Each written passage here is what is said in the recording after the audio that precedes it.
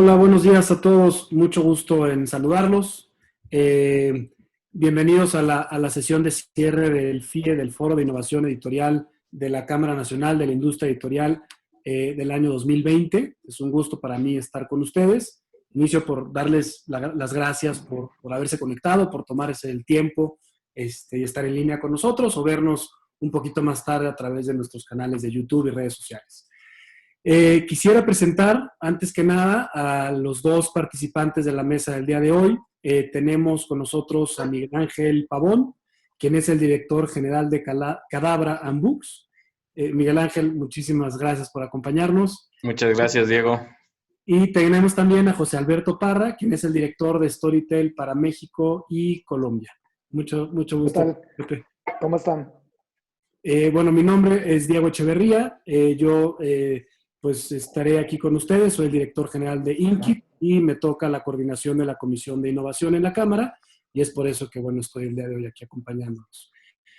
La intención de esta plática, de la sesión del día de hoy, es, bueno, pues darle conclusión, dar el cierre de todas las pláticas que hemos tenido a lo largo del FIE 2020, que, bueno, pues como ustedes se habrán dado cuenta, ha sido el primer FIE en hacerse 100% digital, hacerlo 100% a distancia por las condiciones y las circunstancias que nos rodean. Estamos muy contentos, ha sido un gran éxito para la Cámara y para el FIE mismo, para los organizadores. Hemos, pues así rápidamente les puedo decir que logramos un alcance que creció en un 291% respecto del FIE físico o el FIE de los años anteriores. Tuvimos 9 pláticas, que es en realidad 5 pláticas más que en el FIE físico. Y pues también nuestro público fue de muchos ámbitos, por supuesto, muchísimos afiliados a la Cámara, pero tuvimos un 60% de no afiliados a la Cámara, lo cual también nos da mucho gusto poder hacer llegar pues estas ideas y estas conversaciones a otros ámbitos. Pues me gustaría iniciar por dejar una pregunta sobre la mesa, tanto para Miguel Ángel como para José Alberto, y preguntarles pues, la pregunta obligada, ¿no? ¿Cuál fue su experiencia a la cabeza, porque ambos están a la cabeza de compañías muy importantes en cada uno en su rubro? ¿Cuál fue su experiencia durante este periodo de pandemia, que por supuesto no ha concluido, pero bueno, que ya comenzamos de alguna manera acostumbrarnos a esta nueva realidad y ya estamos un poco más adaptados o un poco más integrados a esta realidad? ¿Cuál fue su experiencia durante el primer periodo, durante la primera sección? ¿Cómo lo vivieron desde la cabeza de sus compañías? ¿Tú empiezas, Pepe? ¿O me lo Como echo? tú quieras, Miguel Ángel. Adelante, adelante. Pues hola, Diego. Bueno, hola a todos. Un gusto también estar en este cierre del FIE, ¿no? Que está de más decir que hace un esfuerzo bien importante para la CANIEM y sobre todo pues en pro de los afiliados, ¿no? Y bueno, y empezando, respondiendo un poquito a tu pregunta, Diego, ¿cuál fue mi experiencia, ¿no? A título personal dentro de la empresa fue que esto fue un torbellino, ¿no? O sea, esto fue un gran terremoto para todos, digo, para el mundo, para la salud, para la economía, en todos los sentidos fue un gran terremoto. Y si lo puntualizo en la empresa, pues el terremoto fue igual, ¿no? Fue de magnitud 8.5. ¿Qué pasó aquí?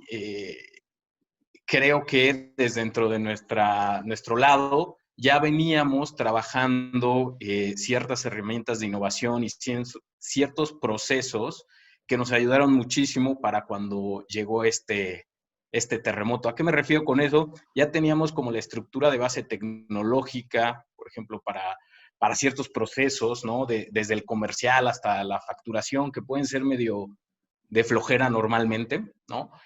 Pero eso nos ayudó a poder librar, ¿no? Y no te digo sin errores, ¿no? Pero poder librar un poquito este terremoto que los primeros meses sí no fue, pues fue bastante difícil porque pues estábamos, por ejemplo, en lo que nos pasó a nosotros, ¿no? Para todos los conectados, nosotros somos Cadabra and Books, una librería online, pero de libro en papel. Entonces, ¿qué pasó? Tuvimos un pico, ¿no? Un incremento tremendo de pedidos, pero un incremento tremendo de pedidos te requiere un incremento tremendo en operación, y eso se cruzó con la pandemia, eso se cruzó con que todos se fueran a sus casas, ¿no? Y yo no soy un servicio, yo sí necesito literalmente empacar un libro, ¿no? Entonces, por ahí, pues en título personal, fue una grata experiencia, muy difícil, trabajaba 15 horas, yo me tenía que meter al almacén con el jefe de almacén, hacer turnos para que no hubiera gente en la bodega, bueno, mucha gente en la bodega, pero te puedo decir que fue muy gratificante, y haciendo alusión a la comisión en la que estamos, creo que tener un soporte de base tecnológica en una empresa te ayuda a este tipo de crisis, ¿no? Porque vuelve mucho más fácil la operación. Eso podría comentar, ¿no? En términos generales. Claro, muchas gracias, Miguel Ángel. Pues muy interesante, ¿no? La capacidad de incrementar la operación y estar listos para hacer frente. José Alberto, ¿cómo lo ves tú? ¿Cómo lo vivieron desde Storytel? Pues mira, yo coincido con Miguel Ángel en el sentido, y primero que nada, gracias por la invitación. Te agradezco a ti, Diego, a la CANIEM, a Alejandro, a todos los involucrados. Coincido con Miguel Ángel en que nadie estaba preparado para lo que iba a venir, ¿no? En el sentido, por más que tuvieras una base tecnológica, o en el caso de las plataformas de streaming, que en cuanto hubo los encierros, no solo en México, sino el confinamiento en todo el mundo, se vio claramente un impacto en el uso de las plataformas. Yo creo que a pesar de que eso fue una buena noticia en cuanto al consumo, finalmente fue un cambio para el que ni la sociedad, ni nosotros como individuos, etcétera, podíamos ver la magnitud de lo que iba a pasar, ¿no? Todavía en marzo uno pensaba que esto quizá sería mucho más breve.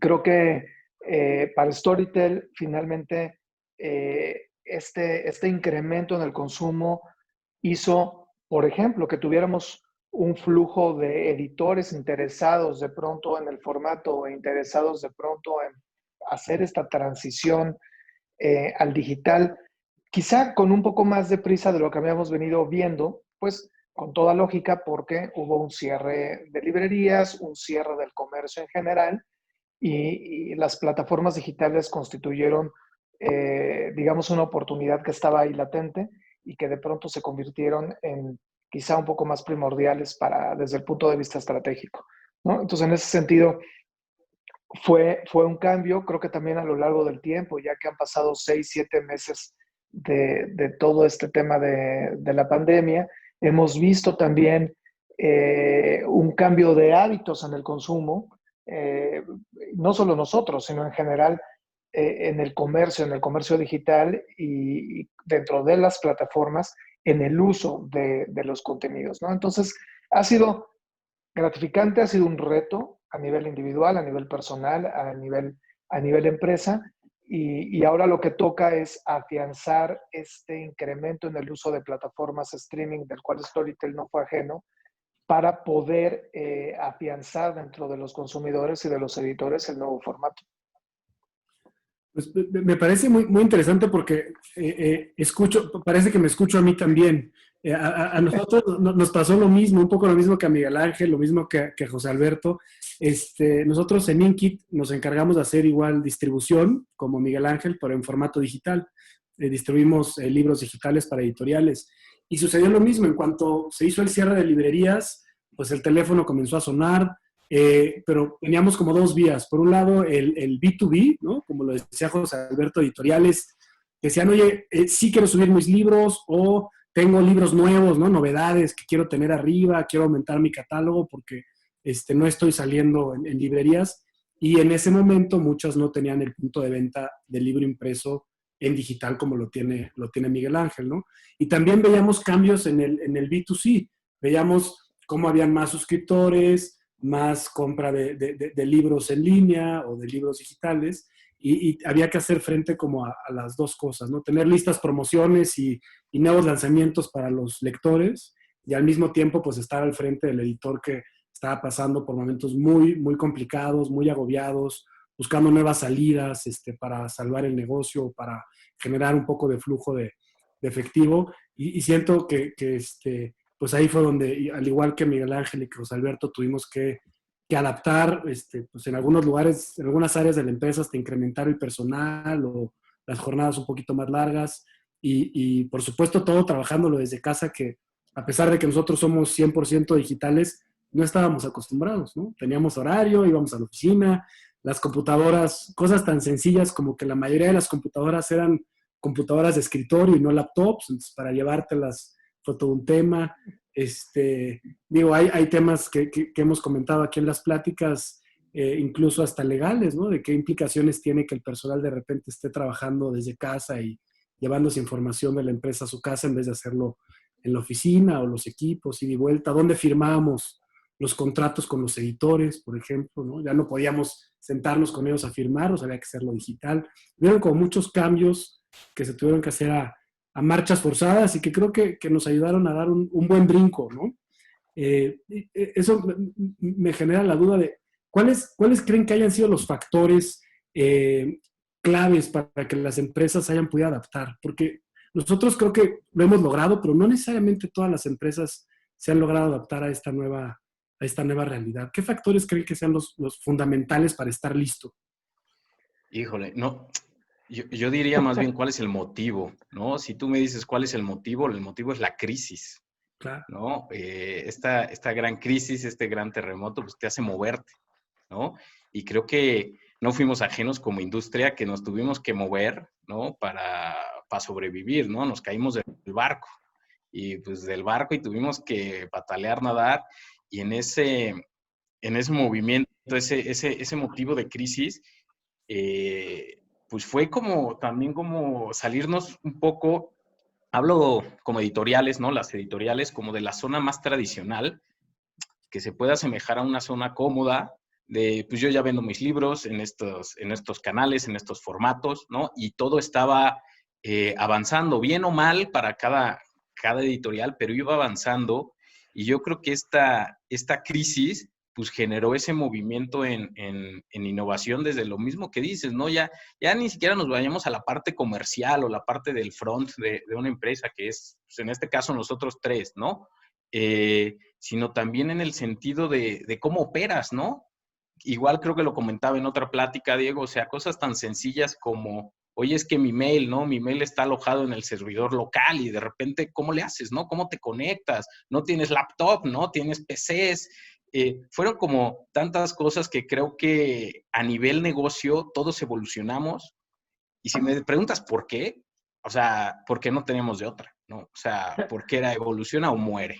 Pues todos evolucionamos. Yo coincido plenamente. Yo creo que estos 7 meses han constituido un paso hacia adelante que quizá de otra forma se hubiera dado en 3 años, ¿no? Finalmente, todos los tres estamos en medios digitales de una u otra forma y han sido discusiones por muchos años de convencer a que la gente entre en el tema digital, ¿no? Entonces, creo que esa reacción a sobrevivir fue un tema que aceleró. Y no solamente como negocios, yo creo que aunque uno estuviera acostumbrado a trabajar desde casa en algún momento, a hacer videoconferencias, el hecho de haber tenido que dar un paso a pasar de opcional a obligatorio implica una serie de adaptaciones muy interesantes. Yo creo que ahora lo que nos toca como empresas, como individuos, como editores, como plataformas, es que no se quede en la reacción por la supervivencia, sino cómo incorporamos todo esto desde el punto de vista estratégico en el largo plazo. Porque si no, en el momento en que regresen, bueno, creo personalmente que nada va a regresar a lo que estaba antes, pero cuando regresen ciertas condiciones que teníamos, si regresamos tal cual, perderemos yo creo que una oportunidad porque finalmente todos hemos intentado nuevas cuestiones desde los negocios hasta la manera de conducir una empresa. Claro, eso me llama la atención porque, y es algo que hemos comentado José Alberto y yo en otras ocasiones, decíamos, bueno, todos estos cambios que se han dado, ahorita, bueno, son muy claros porque pues, sigue el confinamiento un poco en casa, ¿no? Las cosas siguen un poquito cerradas, la gente sigue más conectada, seguimos, precavidos con el tema de la pandemia, pero ¿cómo afianzar las buenas prácticas? ¿Cómo podríamos afianzarlas en la organización? El trabajar desde casa, pero de veras trabajar, ¿no? Que no se nos escape la gente, pues, ¿cómo afianzar todas esas cosas buenas? El poder contratar a distancia un servicio que antes implicaba, pues, hablar con el abogado, ida y vuelta, tener la copia del acta constitutiva y ir al domicilio para corroborar que si era ahí. Todas esas cosas que se entienden, tenían un razonamiento, ¿no? Evidentemente se hacían por una razón, pero que nos hemos dado cuenta que no necesariamente son fundamentales y que en algún caso pueden hasta entorpecer o alentar un poco el negocio o la operación. ¿Cómo las afianzamos? Yo creo que asimilándolas, yo creo que al haber puesto en práctica cuestiones de comunicación, cuestiones de liderazgo, cuestiones de hacer negocios de una manera a distancia, las hemos tenido que adoptar. Ahora aprendamos a los beneficios que tiene, aplicarlos, aunque no sea indispensable una vez que podamos volver a tener mucho más interacción, ¿no? Yo creo que en el momento en que asimiles las prácticas y les notes las ventajas que tiene, podrás llevarlo a un punto en que sea algo adicional a lo que ya venías haciendo. Mientras continuemos pensando que es una obligación porque está una reacción contra una circunstancia puntual como la pandemia, lo único que pasará es que en cuanto regresemos a lo que sea la nueva normalidad, dejaremos todo. Entonces, yo creo que más bien es adoptarlas de alguna forma, ¿no? Y saberles ver el beneficio. Sí, bueno, yo ahí el punto sobre la I que pondría también de cómo adaptarnos, creo que aquí sí van a ser de relevancia las direcciones de cada empresa, ¿no? Porque quien genera el cambio, si bien sí pueden caer en cualquier parte de la organización, pero que perdure, ¿no? Como una forma de trabajo, por ejemplo, el home office, ¿no? El quedarte en casa, en juntas, creo que sí va a tener que venir desde arriba, ¿no? ¿Para qué? Para que se adopten, ¿no? Y que ya no sean precisamente de tema de pandemia. Si mañana ya podemos ir todos a la oficina, pues yo vería de repente, ¿no? Seguramente a todos los que estamos conectados aquí nos pasaba, ¿no? Perdías el día en ir a una reunión a Santa Fe, ¿no? Una hora de ida, otra hora de vuelta y eran 20 minutos de reunión. Tú decías, yo lo ves y dices, es que con un Zoom en mi casa, con mi cafecito, o sea, mucho más productivo, ¿no? Que tener que ir. Entonces, creo que eso va también desde el tema de las cabezas, ¿no? Y yo creo que también las cabezas, normalmente, generacionalmente, son de más edad, por ende, los cambios tecnológicos a veces les costaba más trabajo. Pero precisamente lo que comentaba Pepe, pues hubo un cambio, ¿no? Todos nos adaptamos y yo creo que aquí es un parteaguas para que las cabezas decidan, pues convivir, ¿no? Puede ser que no todo online, pero sí convivir con la parte presencial, online, en todo, ¿eh? No nada más en conferencias, por ejemplo. Claro. Aquí, por ejemplo, nos llega, por ejemplo, un comentario del público, nos dicen, bueno, nos preguntan, ¿de qué manera se ve reflejada la innovación en esta crisis?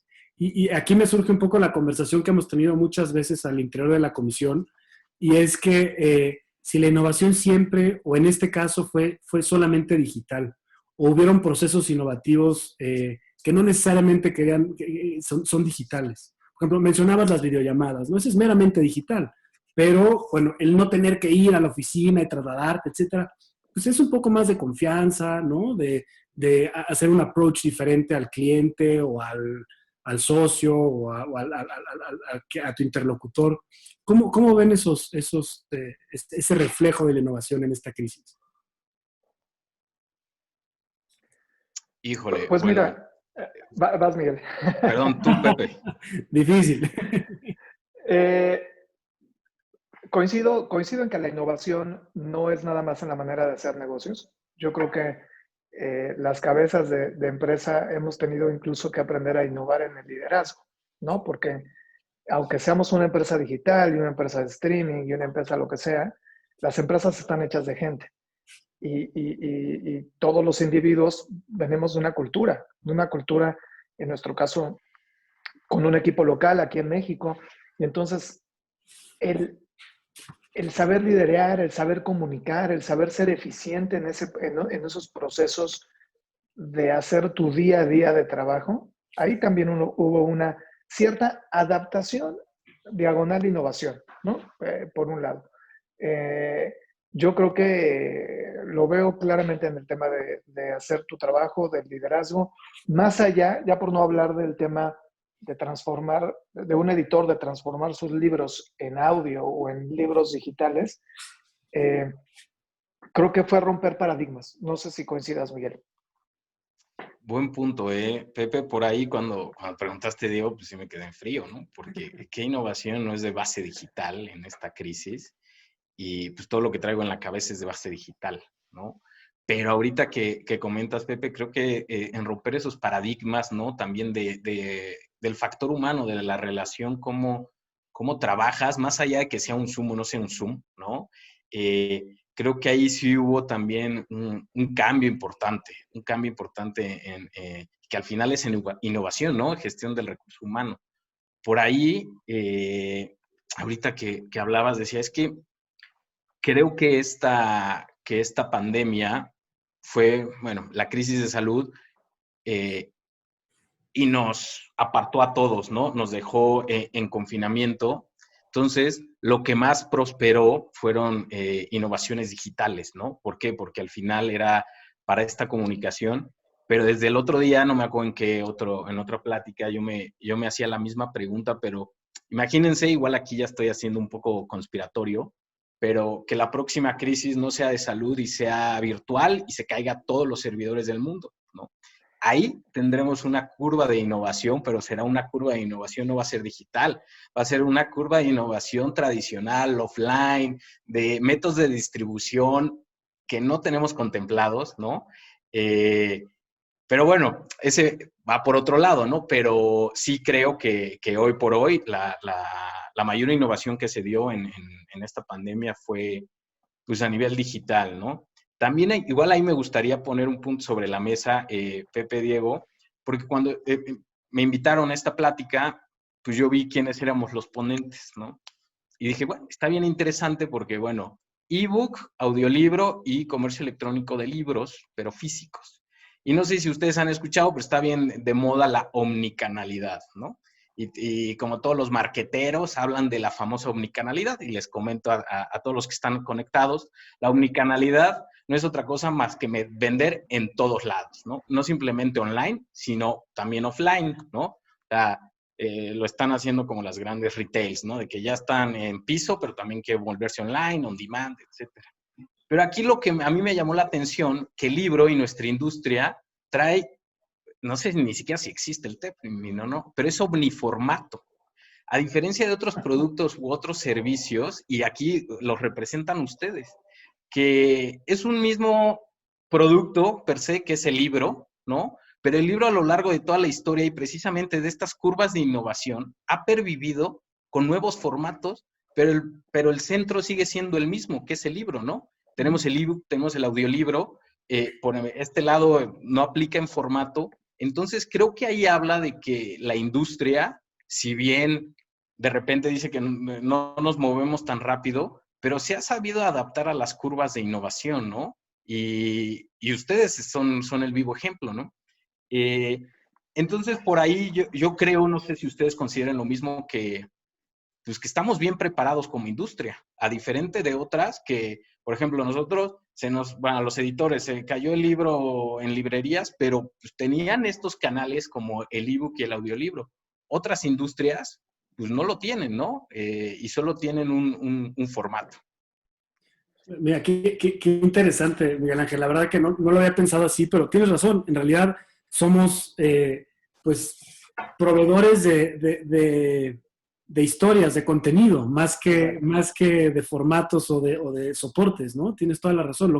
Ahora sí que lo que vale de nosotros es lo que está contenido dentro del libro, ¿no? Podría ser un audiolibro, un libro impreso, un libro digital. Y sí, yo creo que es una de las industrias que a lo largo de muchas décadas ha migrado ese contenido a soportes pues más amables, más sencillos de adquirir, más fáciles de cargar contigo, de tener, de enviar, ¿no?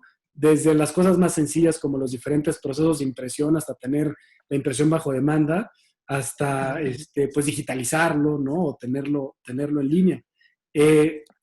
Ahorita que decías, bueno, que las editoriales estaban preparadas para esto, ahí no estoy seguro. Yo creo que el contenido sí estaba preparado. No sé si todos los editores estaban preparados para esto. El contenido sí, ¿no? Pues la novela, el libro técnico, pues había que ponerlo donde fuera necesario para que llegara al lector, pero en mi experiencia personal, no todos los editores se la habían creído. Yo creo que no todos los editores habían tenido un reto tan grande frente a sí, ¿no? Digo yo que nadie, pero bueno, en especial ahora que hablamos de los editores, habían tenido un reto tan grande ante sí en el que se cerraran librerías, se cerraran canales de venta, se cerraran escuelas, etcétera, etcétera, y dijeran, bueno, ¿cómo le doy salida a este contenido? Y entonces sí fue cuando tomaron el teléfono y empezaron a buscar nuevos mecanismos, ¿no? Yo coincido con los dos en ciertos puntos. Yo creo que, a ver, el libro físico es un formato tan bueno que ha sobrevivido 500 años. Y un libro que te publicó desde hace más de 200, 300 años a uno publicado ahora es básicamente lo mismo. Y en su momento, que no se nos olvide que fue realmente el primer dispositivo móvil en el sentido de ampliar la información para el gran público. Lo que sucede es que es tan bueno ese formato que los editores quizá les costaba el decir vendo libros pensando en el formato a decir vendo contenido. ¿Correcto? Y en el momento en que un editor se ve como un creador de contenido independientemente del formato, es cuando entonces lo que importa es la historia. El contenido es al final el rey. ¿Y qué sucede ahora con lo que tú mencionabas, Miguel Ángel? Las nuevas generaciones lo que quieren es inmediatez. Cualquiera quiere comprar y quiere tenerlo, no comprar, lo que sea, ya. Porque la paciencia se ha ido acortando con las generaciones. Necesitas estar disponible en todos lados. Y lo que está disponible es el contenido. Ese es un paradigma que yo creo que la epidemia, la pandemia forzó un poco este cambio en decir, yo ya tengo este contenido, lo pongo en donde sea. Pero no quiere decir que un formato sea mejor o no. No es la misma experiencia leer un libro que escuchar una historia, aunque sea lo mismo, o leerlo en digital. Entonces, creo que esa es realmente la riqueza de esta industria, que es creadora de contenidos, más allá del formato. Claro. Bueno, ahí, Diego, nada más ahorita que decías, ¿no? De que no estaban preparados. Hace poco vi un tweet de una cuenta de broma y decía así como Gutenberg inventó un invento en un mundo que nadie sabía leer, ¿no? Y por ahí están ustedes dos, ¿no? Probablemente, ¿qué es primero, no? La innovación o la necesidad, ¿no? ¿Qué pasó? Se crearon los iPads y yo me recuerdo perfectamente cuando se crearon los iPads. Decían, qué tontería, ¿para qué? ¿Tengo mi celular o tengo mi computadora? ¿Para qué quiero un iPad? ¿No? Eso fue hace más de una década y hoy las iPads son una necesidad para muchos usos, ¿no? Y creo que por ahí ustedes en estos nuevos formatos, bueno, no nuevos, pero en estos formatos al menos que están más en boga, están en la misma situación, ¿no? Que está el canal y pues esta pandemia vino a detonar ese canal, ¿no? Entonces, y por ende después ya será una necesidad del propio editor, ¿no? Tener un área, por ejemplo, de un editor, ¿no? Tradicional de papel, pero seguramente se tendrán que crear líneas para ebooks y líneas para audiolibros, porque no es lo mismo, ¿no? Tiene particularidades, pues bien distintas. Claro. Y bueno, siempre nos da por ver a las editoriales y a la industria, ver hacia adentro, ¿no? Un poco compararnos con nosotros mismos. Pero ahora que decías, ¿estamos preparados o no? Yo te diría, pues, habría que compararnos, no sé, con los restauranteros. con la industria del servicio, con la industria de... La que tú me digas, sí. Seguramente la respuesta es que muy poquitos estaban preparados para esto. Digo, los Amazon, por supuesto, ¿no? Las O empresas... creíamos que estábamos preparados, ¿no? Porque a lo mejor le preguntabas a un restaurantero, a un editor, no, claro, yo ya estoy en digital, ¿no? Yo ya tengo mi delivery con Uber Eats. Lo que nadie estábamos preparados es que de pronto se iba a convertir en el único negocio viable, al menos por un tiempo. Claro. Sí, es muy interesante. Y yo tenía también por ahí una pregunta para los dos respecto a la innovación en sí. Muchas veces cuando hablamos de digital y de innovación, pareciera que las barreras del chiquito y el grande se eliminan, ¿no? De la pequeña empresa, mediana y grande se eliminan y que todos competimos en línea un poco parejo.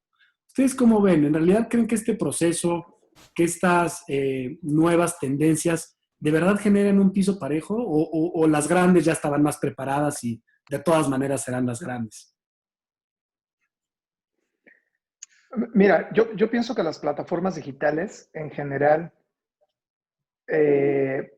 son más democráticas en el sentido, pero no por filosofía necesariamente, sino porque al no tener un límite de espacio físico, pueden tener un catálogo mucho más amplio.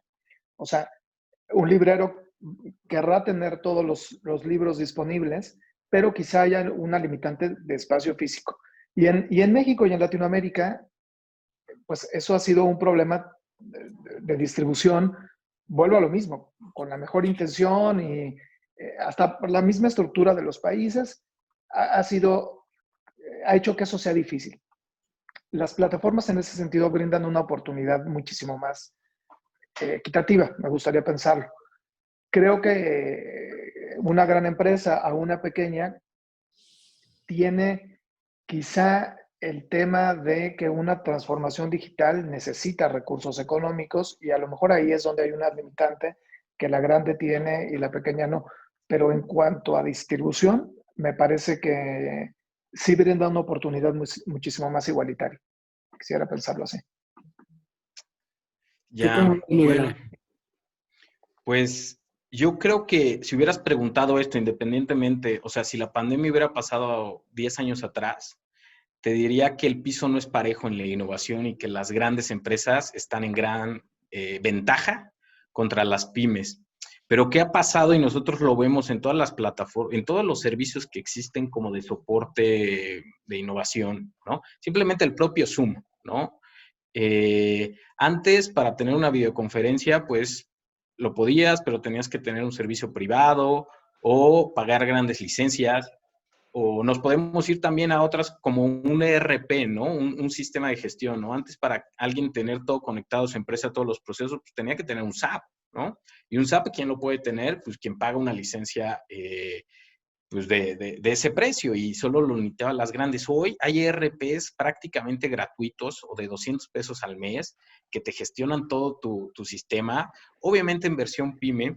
Entonces, creo que ahí relativamente nos agarró en un piso parejo, sobre todo porque todas las empresas que dan servicios de tecnología han encontrado un gran mercado en las chiquitas, ¿no? Antes, vuelvo al ejemplo de SAP, ¿no? Había muchos desarrolladores y vendían pocas licencias, pero por millones de dólares. Hoy, ¿qué pasa? Hay grandes ERPs que dicen, voy a vender cientos de miles de licencias a $30 al mes, ¿no?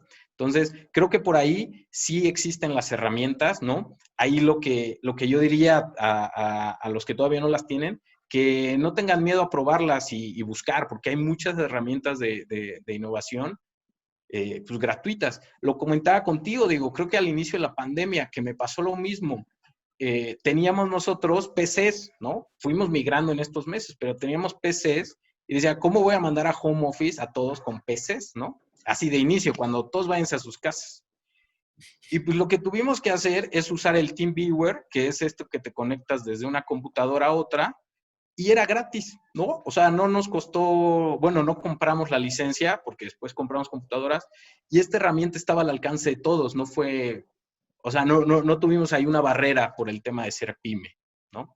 Ese sería como mi conclusión, que hoy por hoy sí es piso parejo. Inclusive te diría que para las pymes los procesos de innovación son mucho más fáciles que para las grandes empresas, porque las grandes empresas son grandes elefantes con grandes procesos, con grandes, le tienes que decir a Juan, tiene que pasar 7 autorizaciones, y las Lentitud. pymes Ajá. es, muévete, ¿no? Claro. Entonces, a pesar de que las grandes empresas tienen recursos, pues, bolsillos más profundos y mucha más lana, de todas maneras, hoy en día todos tenemos acceso básicamente a las mismas tecnologías, ¿no? Yo creo que sería una de las conclusiones y de las ventajas de esta época. Y quizá, y solo para complementar lo que acaban de comentar, y quizá la empresa pequeña tendrá una mayor disposición a dar ese salto tecnológico porque le representa un impacto mayor en beneficio que la empresa grande donde a lo mejor está tan establecida en cierto sector que no tendrá la prisa El beneficio marginal es mayor. O sea, si yo me voy a home office y reduzco la oficina o quito la oficina, soy una pequeña empresa, proporcionalmente tengo un mayor beneficio que una empresa que tiene un piso o un completo. nuevo canal de distribución o un nuevo formato, lo que sea. Claro, sí, tienes toda la razón. Tienes toda la razón. Pues quisiera retomar un poco dándole la vuelta a lo que hemos comentado. En cuanto a las pláticas que hemos tenido en el FIE de este año, las pláticas que hemos hecho a distancia, que ya comentaba al inicio, nos hemos dado cuenta que los asistentes, porque al final se les hace una pequeña encuesta a todos los asistentes virtuales, a todos los presentes, se les hace una encuesta y nos dicen en general que están interesados en 3 temas. Se los voy a comentar porque me parece muy ilustrativo de todo lo que hemos platicado y me parece que nos dice un poco también hacia dónde vamos. Son 3 temas principales. El comercio electrónico en general, no hablan de formatos. El comercio electrónico, el marketing, que por cierto aquí nos están escribiendo igual de Editorial Terracota un tema de marketing, que ahorita lo retomamos. El marketing y la digitalización de la empresa. Son los 3 grandes temas que nos piden que sigamos comentando, sigamos analizando y creo que es un poco lo que hemos platicado, ¿no? Como ven, son como los 3 ejes. Sí, yo aquí en el tema de marketing es bien interesante, pues entender, ¿no? Que al final, antes el marketing, no hablemos del libro, ¿no? El marketing tradicional, pues todo era muy offline, ¿no? ¿Qué quiere decir? Pues tú veías un marketero hacía un plan de marketing, ¿cuántos anuncios de televisión, espectaculares, radio? Porque nuestro consumo era offline. ¿Qué pasa hoy y qué pasó más en pandemia? Nos metimos todos a una pantalla y nos metimos todos a una pantalla o de computadora o de celular y todo nuestro consumo es en esta pantalla. Ya ni siquiera ves un espectacular, ¿no? Bueno, sí, pero mucho menos. Entonces, sí creo que es un área, aquí sí creo que hay mucho que recorrer y no hablo de la industria editorial, creo que hablo en general de las pequeñas y medianas empresas, tienen mucho que recorrer en el área de marketing digital. ¿Por qué? Porque pues es aprender a hacer marketing, pero ahora en estos nuevos formatos, que si Google Ads, que si Facebook Manager. El otro día me salió un anuncio y me sentí totalmente ignorante. Dice, ¿quieres hacer un anuncio en TikTok? Y dije, no, bueno, yo ni siquiera tengo cuenta de TikTok, Es ¿no? verdad, es verdad, Miguel Ángel. Y digo, no puede ser, ahí está el consumo. O sea, tiene los mismos usuarios TikTok hoy en día que Instagram en nivel mundial, tiene 1,000 millones de usuarios. Wow. Es una barbaridad. Y no tenemos como empresa TikTok, ¿no? Entonces, creo que ahí, inclusive nosotros, que según muy modernos, tenemos mucho que aprender en el tema de marketing digital. Ahí justamente me gustaría darle entrada a una pregunta que hacen de Editorial Terracota, que ponen, ¿cómo visualizan la promoción de los libros en esta nueva etapa virtual? Que creo que es mucho lo que estás mencionando, Miguel Ángel. No sé, ¿cómo lo ven desde una empresa mexicana de libros, de distribución de libros en papel, desde una transnacional de libros digitales, de audiolibros y libros digitales? ¿Cómo lo ven? Mira, déjame retomar un poco el comentario de Miguel Ángel, el tema generacional, porque me pasó hace un par de días que estaba con una persona de marketing que estaba completamente, no sé, de varios años menor que yo, muchos, por no decir, ¿no? Y entonces estábamos hablando de los ratings de televisión. Entonces para mí el rating, como marketero que fui, era la clave en ese momento, ¿no? O sea, la definición de rating. Y ahora eso en el marketing digital carece completamente de sentido, porque el marketing digital se ve desde otra perspectiva. Y pasando a la pregunta de Terracota, yo creo que la ventaja del marketing digital para los libros es que al final logra una comunicación mucho más personal entre autor, lector, e incluso entre editorial y lector. Algo que en el medio tradicional se lograba quizá algunas ocasiones en alguna presentación de un libro, ¿no? Que era el único momento en donde podía interactuar el lector con el autor y que la editorial estaba presente viendo cuál era ese tema. O las ferias del libro, ¿no? Donde veías un poco, palpabas el mercado. Ahora realmente las redes sociales son un canal de comunicación permanente que si tú sabes involucrar dentro de tu marketing y adoptarlos dentro de tu marketing, lo que generas es una conversación. Las nuevas generaciones no quieren nada que parezca un anuncio. Nadie quiere absolutamente eso, ¿no? Hay un rechazo generacional a un anuncio en Instagram que parezca anuncio, a un anuncio en Facebook que parezca anuncio. Lo que quieren es ser parte de esa conversación. Y en el momento en que tú haces ese cambio desde el punto de vista marketing para vender tus libros y tus contenidos, das un salto hacia adelante. Es un producto que lo permite. Son historias, son contacto humano. Estás hablando de una historia que todo mundo o alguna persona se podrá relacionar. No estamos en el negocio de vender pañales, ¿no? ¿Cómo cuentas una historia alrededor del pañal? La puedes contar, pero alrededor de todos los libros y de todas las historias puedes generar una conversación. Entonces, yo diría que ese es el principal cambio respecto al marketing digital. Yo ahí me gustaría igual retomar un punto que dijiste bien importante, que creo que cuando se empieza en marketing digital, todos caemos en el mismo error. Y el error es utilizar las redes sociales como un escaparate de promoción y publicidad. Y siempre hago esta analogía. Digo, ¿quién ve la tele para ver los anuncios de televisión? Nadie. Entonces, todo el contenido que generen, que precisamente sea como dice Pepe, ¿no? Cuenten historias, cuenten el libro, no intenten vender el libro, ¿no? ¿Por qué? No pongan 2x1 y que todas sus publicaciones sean 30% de descuento, porque ahí es como ver la tele para ver los anuncios, nadie quiere, ¿no?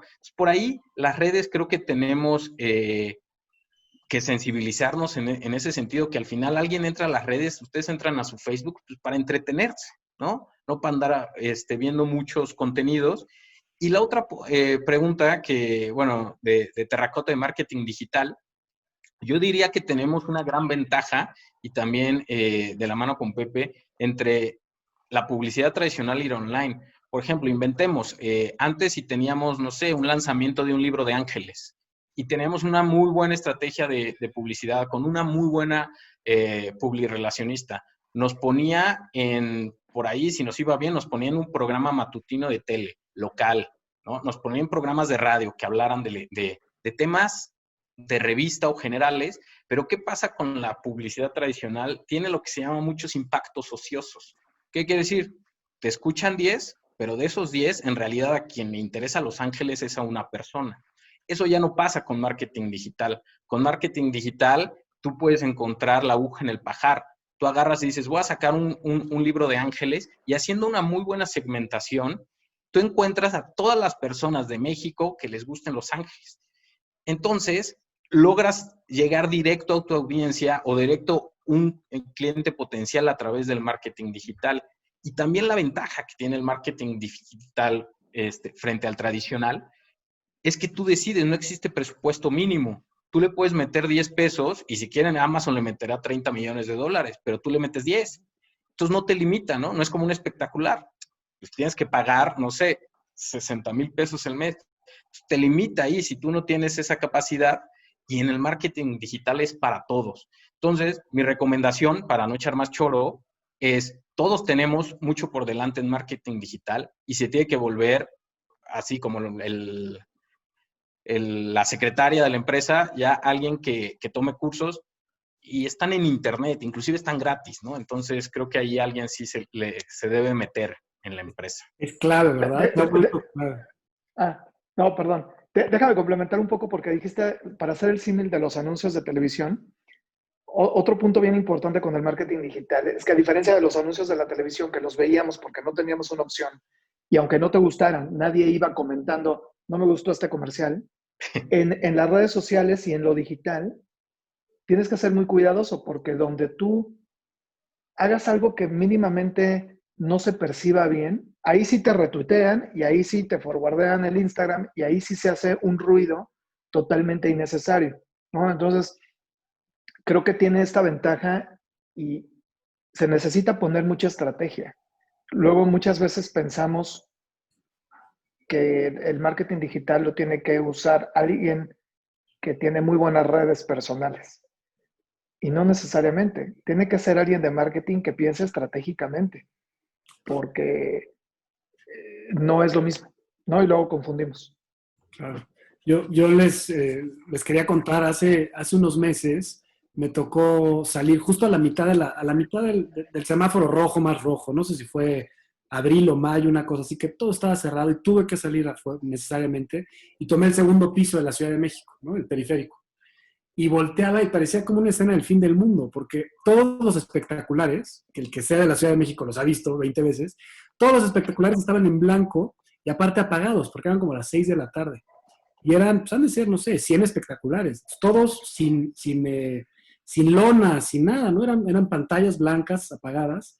Y me puse a pensar, dije, híjole, ¿cuánta falta no me han hecho, ¿no? Esos espectaculares, pero venir sin ellos, no me han hecho ninguna falta.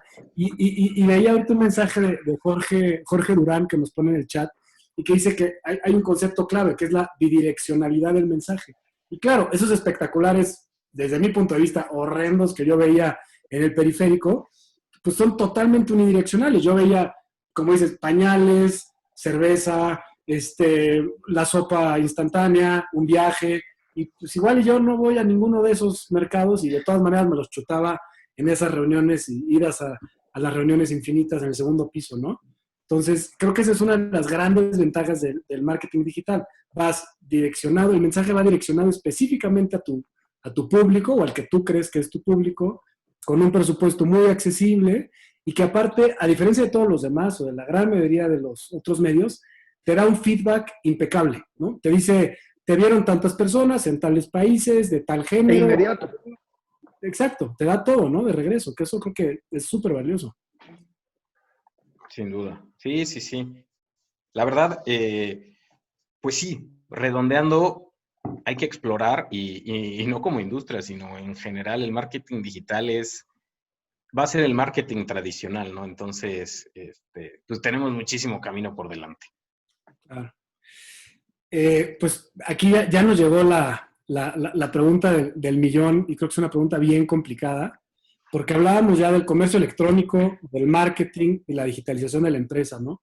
Pero aquí nos preguntan, bueno, y a todo esto, ¿cuál va a ser el papel de la librería? ¿Dónde queda la librería en este entorno y con estos cambios? ¿Cómo se lo imaginan, se lo imaginan ustedes? Difícil Yo pregunta, creo que, ¿no? claro, yo pensé que ibas a preguntar cuándo termina la pandemia, que esa es otra pregunta. Creo que es más fácil. La pregunta de Juan Carlos Rojas fue para que le echen la culpa a Juan Carlos. yo creo que nada sustituye el ir a una librería. O sea, yo creo que la librería tiene un rol permanente, tiene un rol social, yo creo que a todos los que nos gusta ir a librerías, de pronto sabes que pues, es insustituible, ¿no? O sea, no es lo mismo entrar a cualquier plataforma y decir quiero esto, eso tiene otras ventajas, pero estar en una librería yo creo que tiene un rol muy, muy claro. Obviamente yo creo que como a todos los que nos gusta ir a librerías y a todos los que estamos en este país nos encantaría ver mucho más librerías, ¿no? Tenerlas mucho más accesibles, pero creo que en el momento en que adopten la manera de consumir de las nuevas generaciones, seguirán teniendo ese lugar preponderante que tienen, porque al final no solamente las librerías, todo el comercio físico está transicionando porque los hábitos de consumo están cambiando en general. O sea, nadie quiere perder una hora para ir a la tienda de tu preferencia, sea librería, sea supermercado, sea lo que sea, ¿no? Si no lo pones accesible de alguna otra forma, pues la gente va a seguir consumiendo de manera rápida. Pero me parece que es un lugar que es preponderante y me parece que continuará y que ojalá vayan creciendo. Sí, sí. Yo aquí les diría, no se espanten. Bueno, lo que yo vislumbro, ¿no? En la industria, como bien comenta Pepe, hay algo que la librería no se va a poder sustituir nunca, ¿no? El hecho de ir a una librería, ver el libro físico, ojearlo, ver de qué se trata, platicar con el vendedor, de qué se trata, no lo sustituye nada en la tecnología, ¿no? O sea, por más que no tengas que tengas un contact center y que sí sea una persona y que sea un librero, no es lo mismo que te cuente cómo está un libro en un chat que en persona. Y también creo que aquí nosotros, como industria mexicana, las librerías no estaban en un punto de crecimiento exponencial y no teníamos librerías de más, ¿no? Porque siempre dicen, bueno, es que en Estados Unidos Amazon mató las librerías, ¿no? Pero lo irónico es que después él mismo las volvió a abrir, ¿no? Creo que México, igual que los centros comerciales, ¿no? En Estados Unidos se están cerrando y aquí estamos abriendo, porque aquí traemos un déficit de centros comerciales, ¿no? Todavía por más que vemos que hay muchos, ¿no? En muchas partes del país tenemos déficit. Entonces, estamos en crecimiento de una industria que todavía puede madurar, ¿no? Que es centros comerciales y son las librerías. Y por el otro lado, también estamos en crecimiento del comercio electrónico, ¿no? Entonces, creo que como país, precisamente país en desarrollo, ¿no? Nuestra piso, ¿no? O nuestra base está muy lejos de alcanzarla, todavía estamos en ese crecimiento. Entonces, yo como veo el futuro, sin duda esta pandemia cerró librerías, ¿no? Pero yo como veo el 21, 22, 23, veo que el mercado de librerías tradicionales va a seguir, ¿no? No sé si con grandes crecimientos, pero se va a mantener, se va a consolidar y a la par el comercio electrónico en cualquier formato va a encontrar su rumbo y va a ser como el iPad, ¿no? Van a encontrar nuevos mercados y lejos de restar van a hacer más ventas. Yo así lo veo. Y ahora que mencionas, Miguel Ángel, el tema de los centros comerciales, están creciendo y están evolucionando y se están convirtiendo en centros de experiencia. No es lo mismo un centro comercial ahora que un centro comercial de hace 30 años. El tema es, ¿cuál va a ser la experiencia de ir a una librería? Ese centro de experiencia. Claro. Claro, ese es un concepto que manejaba mucho el CEO anterior de Starbucks. Decía que en realidad comprar un Starbucks en realidad no es ni siquiera el mejor café, ¿no? Es la experiencia de comprar un Starbucks. Uno va porque siempre lo tratan igual, le piden el nombre, hay internet, el lugar está cómodo, el vasito es bonito, etcétera. Es la experiencia, ¿no?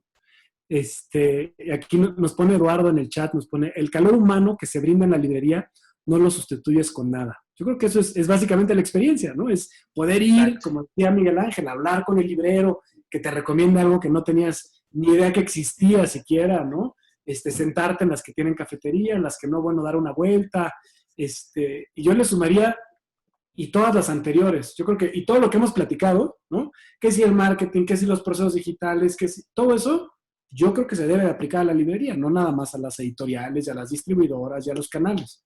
La librería debería de tener su catálogo 100% en digital para manejarlo rápidamente, conectado con Metabooks, tendría que tener envío a domicilio, envío a distancia, un e-commerce, marketing para que uno cuando le ponga en Waze o en Google encuentre rápido esa librería, etcétera, etcétera, ¿no? Yo creo que tendría que ser aplicar todos los procesos de innovación en el que pudieras, digo, no sé, imagínense echarte un Zoom con tu librero favorito.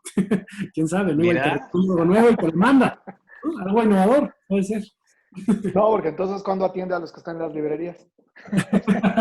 Eso sí, eso sí. Por aquí nos ponen otra pregunta. Virginia nos pregunta, pone, la pandemia intensificó la entrada de los lectores a los catálogos virtuales. Esto nos demanda enriquecer nuestros catálogos, pensarlos quizás de otra forma que permitan al lector interactuar un poco más con el libro durante sus búsquedas. ¿Qué opinan? ¿Habrá que interactuar más con el libro o se va a mantener hasta cierto punto estático? Sí, yo ahí sí coincido que tenemos un gran reto, ¿no? Tenemos un gran reto y yo lo puedo ver en las preguntas que nosotros nos hacen del libro, ¿no? O sea, porque de repente te puede venir la sinopsis y te puede venir la portada, pero el lector quiere saber cuánto pesa, ¿no? De repente es pesado, no es pesado, o sea, cosas que de repente no lo tenemos en la metadata, ¿no? Entonces creo que ahí hay un reto por delante de cómo hacer esta experiencia del libro digital aún más cómoda y que enriquezca, porque ni siquiera el propio Amazon lo tiene. Al contrario, te diría que Amazon ni siquiera es de los mejores que pone la información, ¿no? Y sí, yo lo diría como un pendiente del comercio electrónico del libro, ¿no? Al menos desde mi punto de vista. Yo quiero tomar el tema de interacción, no sé, y quizá quien hizo el comentario a lo mejor no lo puede aclarar, si está refiriéndose al tema de que el usuario esté interactuando con el contenido de alguna forma, como estas cuestiones que hemos visto de pronto de experimentos donde hay una literatura comunitaria o que tú puedas escoger tu final o que puedas estar diversificando la historia. Si va por ahí, yo creo que al igual que hemos visto en las plataformas de video, en donde se empieza a experimentar con yo escojo el final y entonces voy interactuando con la serie, me parece que son dos temas completamente diferentes. Me parece que hay quien quiere ver o leer un libro tal cual está, porque esa es la historia, porque esa es la estructura, porque eso es lo que me atrapó. Y habrá quien quiera experimentar con una interacción mucho más amplia. Yo no creo en el blanco y negro, no creo que todo deba ser interactivo ni que no se deba interactuar nunca. Me parece que es una de las ventajas del digital, tanto en video como en libros, como en música, cómo el medio crea mejores contenidos o incrementa la creatividad, ¿no? Claro. Aquí Virginia nos complementa la pregunta, justo lo que mencionabas, Pepe, nos pone, es cierto, esto no puede aparecer en la metadata, hay que pensarlo. Interacción, me refiero a que el lector pueda revisar un poco más el libro, ir más allá de la cubierta, sinopsis, precio. Okay. Entrarle más, ¿no? Un poco lo que decía Miguel Ángel también de cuánto pesa, cómo es. Es difícil. Claro. Al final es a distancia. ¿Ves? Yo me fumé a lo creativo. Pero libreros yo estaba creando metahistorias. Claro. Aquí hay, Mario Aliaga nos comenta un tema que es también fundamental y creo que le pega a la librería, al editor, a los canales, a todos nos pega. Y nos menciona el tema de llegar a nuevos públicos en otros estados y países. Esto es un trabajo, eso trabajo a la versión online. O sea, ¿cómo haremos para llegar a nuevos públicos, a nuevos sectores? ¿No? Porque siempre estamos en busca, siempre decimos, es que en México se lee poco, hay pocos lectores, pero bueno, pues hay estudios de todo tipo que nos dicen que a raíz de las redes sociales uno lee más palabras por día que nunca, por ejemplo, ¿no? Hay más gente conectada y con acceso a un libro que hace muchísimos años, porque tienen un teléfono móvil, una computadora. Entonces, ¿cómo llegar a esos nuevos públicos? Pues yo creo que nuevamente hay que romper paradigmas, ¿no? Así como un editor quizás rompe un paradigma en decir, no vendo libros, sino vendo contenidos, habría que pensar, yo estoy creando este libro, sea el formato que sea, no para distribuirlo en México, sino para el mundo de habla hispana. Y entonces a través de cualquier plataforma digital voy a estar disponible para quien quiera y que hable español y que le interese ese contenido. Pues yo creo que empezando por ahí. La otra cuestión sería, si uno ya está en estas plataformas y ya sabe, la ventaja también de las plataformas digitales es que dan retroalimentación muy clara y muy relativamente inmediata comparado con el canal físico en decir cómo está funcionando tal contenido, cómo está funcionando tal libro y en dónde y cómo, ¿no? Creo que en ese sentido también el utilizar la información podría inmediatamente el editor darse cuenta si ese contenido que es mexicano está funcionando en Perú, está funcionando en Argentina, está funcionando en donde sea. Y basado en eso, eh, poder comunicarse a través de las redes sociales. O sea, hoy, si es que no hay un presupuesto para tal país, ¿no? Porque de pronto si estás basado en México, es complicado quizá tener un presupuesto regional, pero las redes sociales dan esa ventaja. Como decía Miguel Ángel, no necesitas presupuestos muy altos para comenzar a generar una conversación en ciertos mercados. Pero comenzaría por romper el paradigma de decir, vendo en español a decir, vendo en México. Claro, estoy totalmente. Claro. Sí, nosotros lo hemos visto en la empresa, nos ha tocado, tenemos casos muy curiosos de ventas de repente en Australia, en China, en lugares que no pensarías, ¿no? Y son libros en español al final que llegan a otro lugar. Alguna vez me ha tocado mencionarle a editores que no necesariamente su mercado más fuerte es el mexicano, como lo mencionas. Quién sabe, igual y tu oficina está aquí y tu mejor mercado es Colombia, ¿no? Y lo puedes operar desde aquí y ya no hace falta que tengas una filial en Colombia para poder vender allá, ¿no? Es algo interesante. Miguel Ángel, ¿nos ibas a comentar algo? No, nada más como redondear el tema, si a mí me preguntan, ¿no? Nuevos mercados, ¿cómo llegar a nuevos mercados en este tema del comercio digital o electrónico?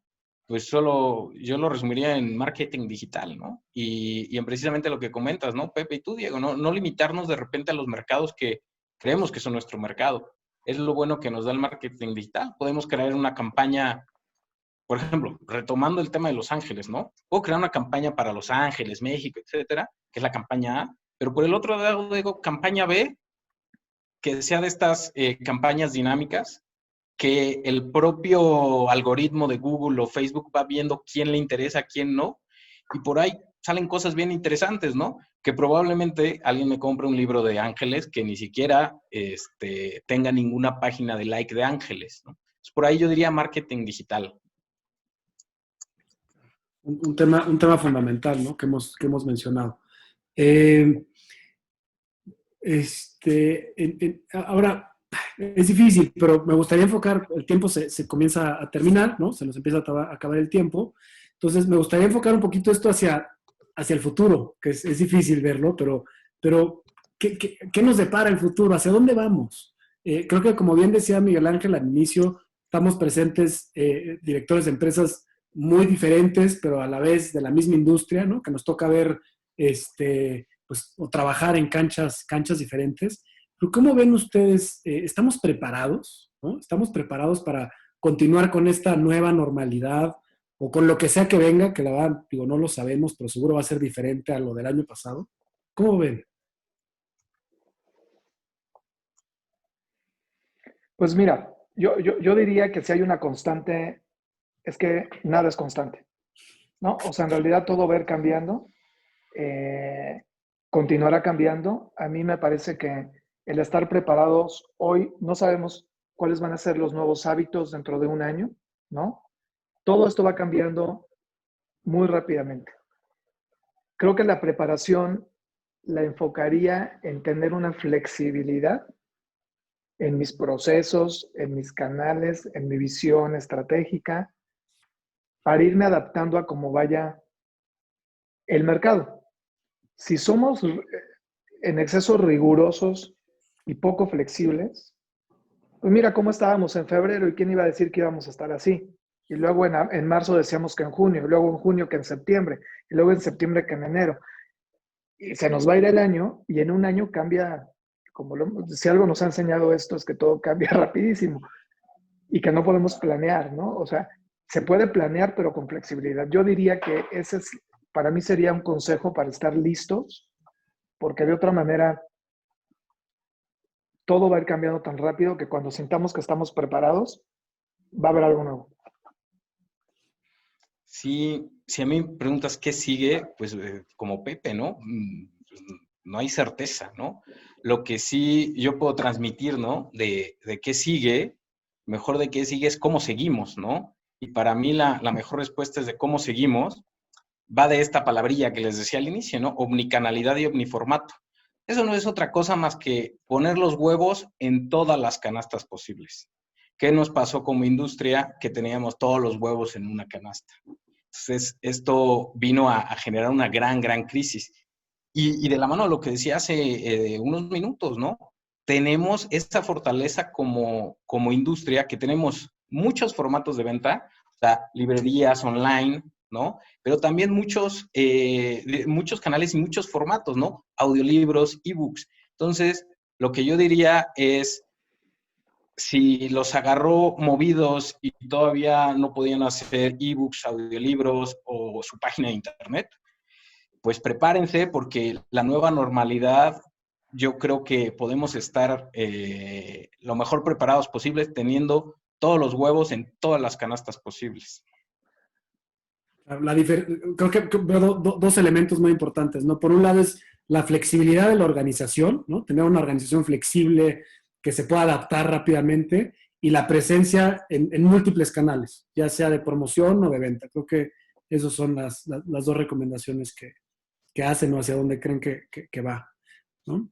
Sí. No, que no es fácil, ¿no? O sea, que al final, porque todo es nuevo, ¿no? O sea, suena como muy fácil aquí platicando nosotros, pero nadie lo tiene resuelto, nadie lo tiene resuelto, ¿no? Sí, Nadie sí, de sí. ninguna rama de la industria, porque siempre, como digo, siempre vemos hacia adentro, ¿no? Y los editores, pero bueno, hay que ver afuera y nadie lo tiene resuelto, ¿no? Solo falta ver, como decíamos, los pobres restauranteros, los cines, los teatros, etcétera, ¿no? Lo que tú digas, nadie lo tiene resuelto. Sí. Nos llega aquí otra pregunta que nos hace retomar un tema un poco anterior que no me gustaría dejar pasar. Nos pone Ale Palomares, nos pone: ¿la lectura se promueve con marketing digital? Lo planteo como pregunta porque presiento que hace falta muchas cosas más para ser un país de lectores, más allá del formato. Aquí entramos a competir en un mercado por la atención: Netflix, Spotify, Sports, etcétera. ¿Cómo ven? ¿Se promueve con marketing? ¿Cuántas horas tenemos para hablar de ese tema? Sí, no. Yo solo diría que un gran comienzo sería hacer un esfuerzo a todos los niveles, institucional, de editores, de marketing, de lo que sea, para separar la lectura de la palabra aburrido, para separar libro de aburrido. Aunque no nos guste, sabemos que hay una percepción muy general de esto. Y por eso las nuevas generaciones tienden a irse a medios más dinámicos. A mí me parece maravilloso leer, me parece que es una experiencia única. Soy lector. Es muy difícil competir por la atención con un videojuego. Mientras la lectura, el niño la perciba como una obligación, pues no. O sea, y ya lo dejo ahí porque yo creo que podríamos hablar hasta las 6 de la tarde. Vamos a estar un buen rato. Miguel Ángel, 5 minutos para esta pregunta, nada más. Nada más. Bueno, yo así siendo muy tajante, no creo que la lectura vaya por marketing digital. Fomento la lectura por marketing digital. Sí, la venta de libros. Sí, ya alguien y yendo de la mano con Pepe, yo creo que el tema de las nuevas generaciones es cómo los agarras en nuevos formatos. Y creo que aquí, por ejemplo, Pepe está en una posición que eventualmente puede ser el camino, ¿no? Porque normalmente, ¿cómo es el camino al fomento a la lectura? Pues siempre los planes de lectura, desde estatales, gubernamentales, o la campaña que salió hace años de lee 20 minutos al día, ¿no? Yo la veía y decía, ¿quién va a leer porque le digan que lean 20 minutos al día? ¡Qué pésima campaña! Espero que nadie esté de esa campaña aquí, ¿verdad? Pero creo que en el formato podemos encontrar nuevos lectores, por ejemplo, audiolibros. Capaz que alguien no está familiarizado, no le gusta leer, ni en papel ni en digital, pero por ahí el audiolibro es un formato que le empieza a abrir el gusto por leer, y después puede ser que migre de audiolibros a formato digital, ¿no? O en papel. Bueno, de hecho hay una estadística muy interesante del mercado anglosajón, que es en donde ya más lleva el tema de los audiolibros, en donde entre el 15 y el 20% de los que comienzan escuchando audio, eventualmente quieren el libro en papel, ¿no? Entonces, sí el formato me parece que es una ventana, y me parece que también, siguiendo con el tema de romper paradigmas, me acordé con lo de 20 minutos al día, porque esa campaña en algún momento recibió muchas críticas porque, si no mal recuerdo, utilizaba personalidades no lectoras, ¿no? O sea, y la gente decía, pero ¿cómo que tal luchador esté recomendando leer? Bueno, yo creo que ese es un paradigma que hay que romper. Si le sigues hablando a las 4, estoy exagerando muchísimo, ¿eh? Al público que ya es lector asiduo, tu mercado es así. Cuando te empiezas a comunicar con los no lectores, generas lectores. Sí, me parece que es así. En esa idea, la verdad que yo, ahorita que los escuchaba y no lo había pensado, intentaba hacer el recuento de si hay algún otro, viéndolo fríamente, y sé que esto no le va a gustar a muchos de los que están conectados, pero desde el punto de vista del marketing tal cual y del negocio tal cual, el libro es un producto, ¿no? Como muchos otros. Y ya sé que es la cultura, la transmisión de ideas, el conocimiento, pero en sí uno lo compra y es un producto. ¿Hay algún otro producto que se promueve en las escuelas, que su principal lugar para promoverlo sea la escuela, que sea tu maestro? O sea, porque claro, dicen, vamos a competir con Netflix, pero yo nunca estuve sentado en el salón y me dijo el maestro, te tienes que conectar 30 minutos a ver una serie, ¿no? Es porque tiene otras bondades de marketing, no porque la historia sea mejor. Muchas series vienen de libros, ¿no? O películas, millones. Es más bien un tema de marketing, ¿no? Porque es un poco lo que decía Pepe. Pues sí, yo veo al mismo señor diciéndome que me conecte y lea 20 minutos al día porque mi papá lo dice y la. No sé si sea la mejor idea porque desde el punto de vista de marketing no es atractivo. Pues lo que pasa es que si te dicen, esta es tu tarea y tienes que hacer tal trabajo de tal libro y tal resumen, ya es una obligación. Claro. Si te dijeran, bueno, no, es que me puedo, ya aquí me puedo meter. Vamos a la segunda plática, pero bueno, callos, ¿no? para el año que entra. Pero bueno. Si le quitáramos ese sentido de obligatoriedad, yo creo que el niño lo agarraría con más gusto. Claro que sí. Bueno, pues para cerrar, porque bueno, ya llevamos un ratito, llevamos como 1 hora y cuarto, 1 hora y 20. Para cerrar la plática, les quiero hacer una pregunta, pues ya ahora sí que la final. No sé si hay una respuesta correcta, pero bueno, quiero escuchar sus opiniones. Si ustedes hubieran sabido que venía la pandemia, si ustedes hubieran sabido que esto iba a suceder, ¿hubieran hecho algo diferente al interior de su empresa al inicio? ¿O qué hubieran hecho diferente? Uy, qué difícil. Es que lo primero que se me vino a la mente es una jalada, perdón mi francés, que dije, pues casi, robotizar mi almacén, ¿no? Porque es lo único que hubiera, y aún así hubiera sido inviable. Entonces, creo que hay ciertas cosas que, híjole, igual un poco más, tecnificado, ¿no? De ciertos procesos, pero no gran cosa, la verdad. Bueno, entendiendo que a mí me agarró bien parado, ¿no? No me agarró tan movidón. Uh-huh. Pues mira, yo creo que lo que puedo pensar en este momento es quizá donde nosotros tuvimos la afectación más importante fue en el tema de la producción, porque la producción de los audiolibros se hace en estudios de manera física. No había manera de, aunque teníamos ya una idea de hacer producciones remotas, pues nunca pensamos que tendríamos que hacerlo más pronto que tarde. Y hoy creo que siempre debíamos de haber tenido un plan de contingencia para poder haber actuado mucho más rápido y continuar con la producción en un escenario que nadie se imaginaba, que es todo tiene que cerrar, ¿no? Eso es lo que quizá hubiéramos planeado. Un buen plan de contingencia y haber automatizado almacenes, esos son los dos. Ningún FODA en el mundo tenía esta pandemia, ¿eh? Así de una amenaza, nadie. Nada. Ahora lo vas a incluir en cada uno. Sí. Desastre natural, Y pandemia. Yo creo que nosotros lo que hubiéramos hecho es flexibilizar procesos, por ejemplo, contratación, ese tipo de cosas, ¿no? Como las formalidades que se tienen que llevar a cabo. Yo que flexibilizarlo nos costó trabajo y pues a distancia es difícil, ¿no? Cumplir con esas cosas. Bueno, ya no tenemos más preguntas del público, el tiempo se nos termina. Antes que nada, le quiero dar las gracias, bueno, a todos los que nos acompañaron, a los que nos van a ver en el canal de YouTube, en redes sociales. Muchísimas gracias, Pepe, muchísimas gracias, Miguel Ángel. De verdad, pues muy, muy padre platicar con ustedes.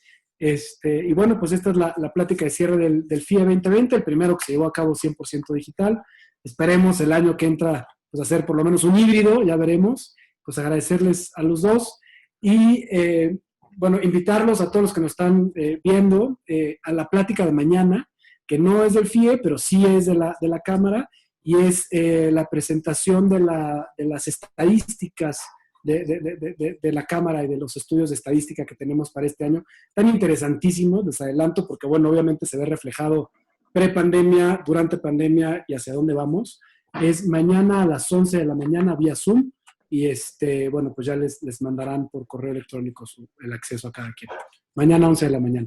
Pues muchísimas gracias, Pepe, Miguel Ángel. Gracias a todos. Gracias a ti, Diego. Un abrazo a todos. Gracias, Diego. Hasta luego.